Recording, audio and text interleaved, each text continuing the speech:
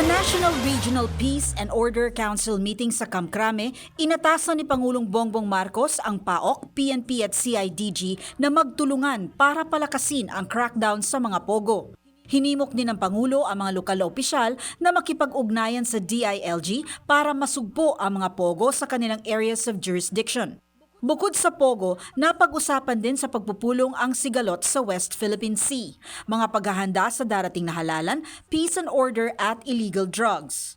The SILG also presented some success stories, particularly in our campaign against illegal drugs, particularly doon sa 29,211 na drug-cleared barangay out of the 42,000 plus barangays po.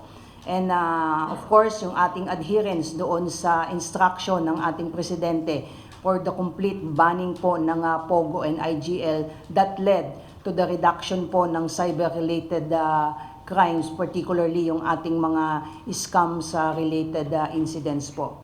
Sa usaping West Philippine Sea, nais daw ng Pangulo na pag-ibayuhin ang pagmamanman sa mga karagatan sa pamamagitan ng drone technology.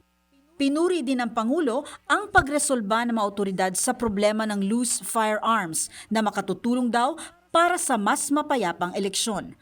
Pinamomonitor din niya ng maigi ang mga hotspot.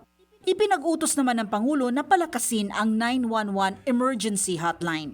We're really targeting for the implementation ng ating revitalized 911 emergency hotline na maging localized yan para we were trying to by next year our SILG is really projecting na itong ating 911 emergency hotline will be cascaded and implemented nationwide. Ayon sa PNP, walang loyalty check sa pagdalaw ng Pangulo sa Campo Crame. Matagal na raw nakaschedule ang command conference bago pa man pumutok ang hidwaan sa pagitan ng Pangulo at ni VP Sara Duterte. Para sa agenda, Pierre Pastor, BNC.